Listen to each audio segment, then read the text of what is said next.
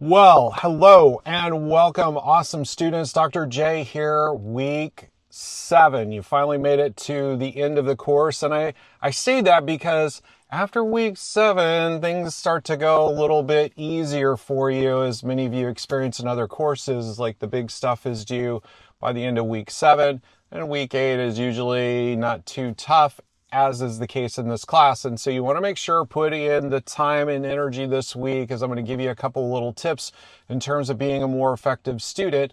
So make sure you are on track for success. And a number of students have been doing exceptionally well throughout the course. There are a couple of students struggling with a couple of things, but coming along. So just hang in there. We're almost done, but certainly stay focused on the content in front of you. And I'm going to talk more specifically about some research and some things along the lines of integrating research into your submission, both in this video as well as something else I've put together that will come out in the next day or two as well. And so pay attention to that, because really I want to help to ensure that students really get it in terms of research, because I think some students might be trying to take some shortcuts on some things, and the shortcut that they're utilizing is actually harder than the correct way to do it, which is going to yield a better result. So I just want to make sure everybody's clear on this, because really the process of utilizing that research and integrating it into your submission and learning as much as you can is not as difficult as I think some students make it. And so I want to make sure that you all are on track with integrating that research. And so make sure to watch all the way to the end. And this is not one of those teaser things in some of those videos you might see on YouTube where I'm saying, oh, watch all the way to the end. I want you to make sure and get all the knowledge that we're talking about as we progress through this. And so let me dive in and bring up the class so that we can talk about what's going on for this week. So we are in Module 7, as you are all keenly aware of, and we're going to be talking more specifically about personality theory as it applies to workplace applications. So if you're working in a multidisciplinary environment where there's a lot of different people working, a lot of different roles, one of the things to really keep in mind, we say multidisciplinary in mental health or in the medical field, we mean a lot of different people. Like we have a medical doctor, and we have a psychiatrist, and we have a psychologist, and we have a LCSW, but you have all these different people within the organization. But we talk multidisciplinary from a personality perspective. A lot of times we're talking about the accountant alongside of the marketing person, alongside of, different people within different departments. And so keep some of that stuff in mind as we talk about some of these things this week in terms of different personality states related to the workplace. And those are a couple of submissions related to. In fact, one of your projects has some of those aspects in it. So the reading this week is actually not too tough. And I'm going to talk about some of the aspects of the reading so you're on track with some of these things. There are 2 articles that's going to pull from the library this week. Now, when you click on the first link, I'm going to try to include the links in the video email as well. When you click on the first link here, you're going to get this page, and I apologize for this because I tried to poke around and make it a little bit easier. You got to click on this, and then you can go through the table of contents there and scroll down until you can find psychology in the workplace article. And again, I'm going to include the link to this down below. Now, you might have to be logged in to the student library in order to access the article. You probably get a broken link if not. So hunt through it, click the link, hunt through it, find it in the table of contents, try the link down below, but either way, you're going to need to be logged in. You probably are. Go through this article and read this information as it talks about the different personality dynamics related to workplace environments. And these are some important things both for the discussion board this week as well as your project. So both these things are going to fit in.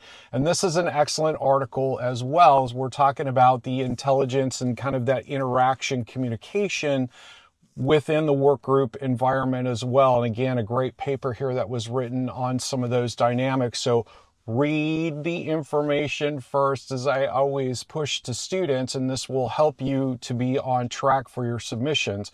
And one of the things I wanted to point out is I work with students and I see in the submission some of the resources that students are utilizing. Make sure you're using good research. If you're reading a paper like this and you can see in here that there are in-text citations that is written in APA format, then this, chances are, is the type of paper you should be reading, as opposed to just things that are available on the open internet. I stress this over and over again because this is the mindset that you want to be on.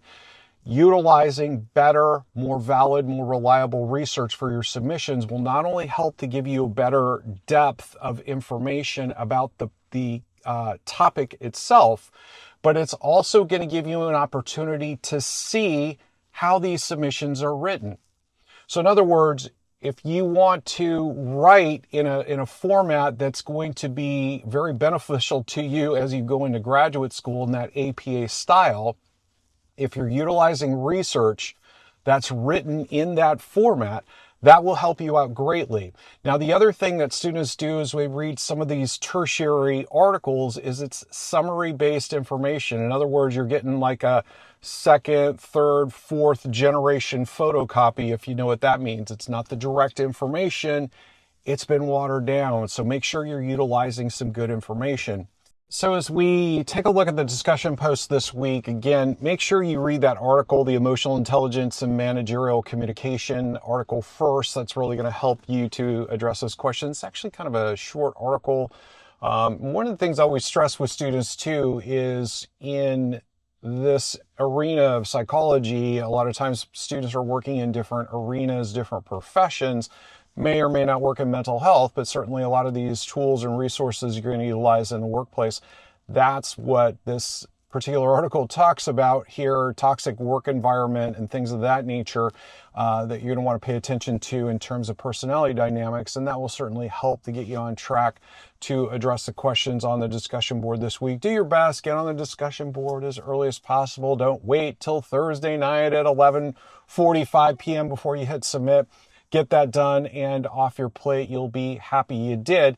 And then you can focus the bulk of the time and energy this week on Project 2, which is actually a little bit lighter than the Project 1 submission, but make sure, read those articles first. Make sure that you're well prepared to talk about some of these things. And we're going to, again, be working with the aspects of personality taken from the Big 5 personality assessment. You know, look at some of these items that you scored on, however you scored, related to things that might help you or assist you in different work environments and working with teams and things of that nature in terms of talking about your stressors. And we'll talk a little bit more about research here in just a moment specific to this assignment and quite honestly for all submissions, but make sure that you're using evidence-based statements, if that makes any sense. I kind of just made it up.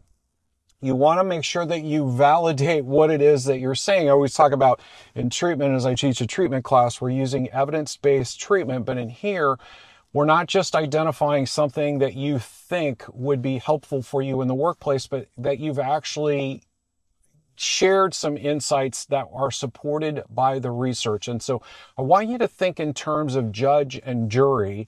I know that sounds a little bit strange, but when we present a case in court, we're going to present the evidence and then the jury makes a decision based upon the evidence that was just presented to them.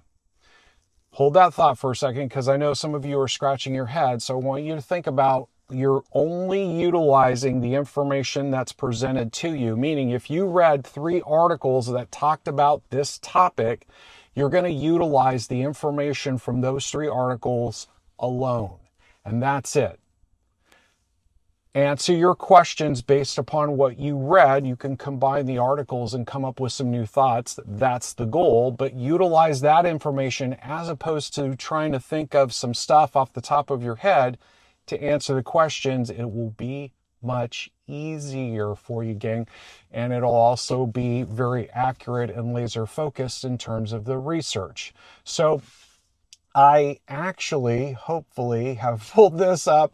As we talked about, there were a couple things related in here into some of these articles, and I apologize. It looks like some of these disappeared on me while I was creating the video, but nonetheless, in terms of the writing tips and things of that nature. When you were creating this submission, I want you to think in terms of, you can take this two different ways. If you want to just address the questions as you go, it's roughly 1 paragraph per topic here.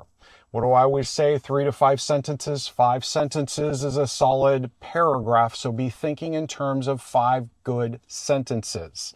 Okay, just want to make sure that you have enough depth in there. If you're integrating the research, it will be much easier for you. So this is about maybe 4 pages worth of content, maybe 5 pages worth of content. You can do the whole thing in APA formatting if you choose, or you can certainly utilize the project template that is available here and just complete it in that way. If you want to write in a little more casual voice, that's okay, because this is a blog type submission, like you were writing a blog article, or you can utilize a more professional tone and work on that professional tone that is probably going to be more valuable to you in terms of your academic coursework as well as professional work. Then that is fine as well, but just present some good solid arguments supported by the research and you'll be good to go there.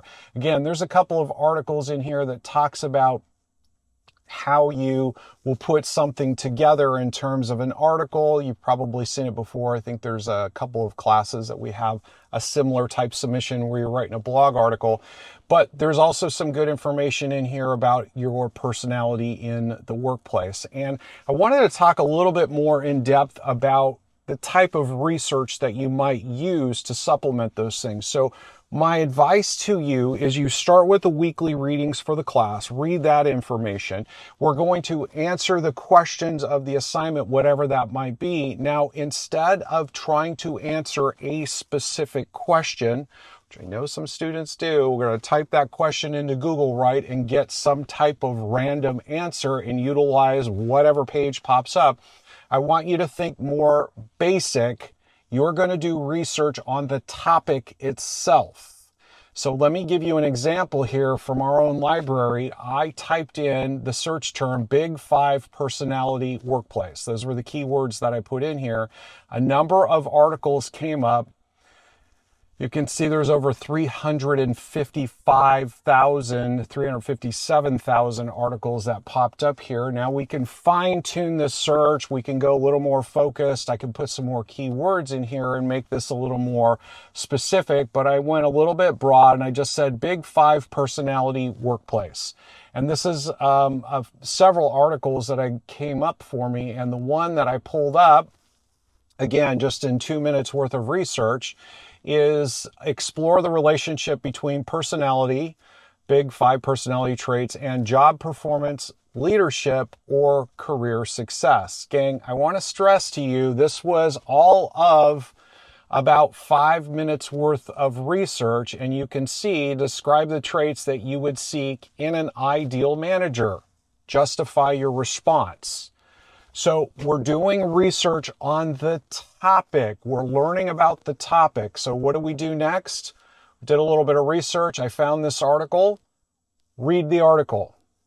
Go through this information, get some good facts out of this information. You can see, again, this is all written in APA format, so it gives you a nice model to work toward in terms of your writing development. You can see this was an actual study that was done, so read through this information. And then, here's a little tip for you guys. As you get down to the bottom of the page, you can look down here and say, well, gee, I wonder if there's any of these other articles that I should read to help me address the questions as well, because you undoubtedly have another 25 or 30 solid research options for you at the end of the one article you found in 5 minutes. Now, I stress this because a lot of students think, well, I'm just going to go onto Google and we're going to just type something in, or I'm going to use some type of AI tool to find some research or answer the question. Don't work from that premise. Work from the premise of, I want to learn about the topic, and this information that I'm learning about the topic itself, the problem itself, is going to help me to answer the question. Hopefully this is all making sense. And you can see, again, gang, as I go back to this information, these are the types of things it's talking about in terms of interactions, conflicts, teams, stress management, all related to the stuff that's on this. Again, a wealth of information just in one article I found in just a few minutes of time. So I hope this information helped you to get on track in terms of the research, as well as an overview of what to expect this week. Do your best to get through as much as you can, as quickly as you can, because here's the cool thing about week 7 moving into week 8. The sooner you get done in week 8, the sooner you're done with the class. So in week 8, the submissions are fairly light. There's a discussion, and then there's one small submission that you're going to do that you could literally finish up and be done with the class Monday, Tuesday in week 8, and have the entire week off after that before we start the next class. Or if there's a break, then you'll have almost 2 weeks off before your next class, as opposed to pushing right up against the deadline and going from one class to another. Find some opportunities to work more aggressively in your schedule. It'll help you greatly, particularly if you ever run into a problem and you're working ahead. It will be of little impact. So I hope these tips and insights helped you to get on track. If you do have some questions, don't hesitate to reach out. Dr. J here, looking forward to interacting with you in the discussion board this week, and of course, reading your submissions. Have a great week.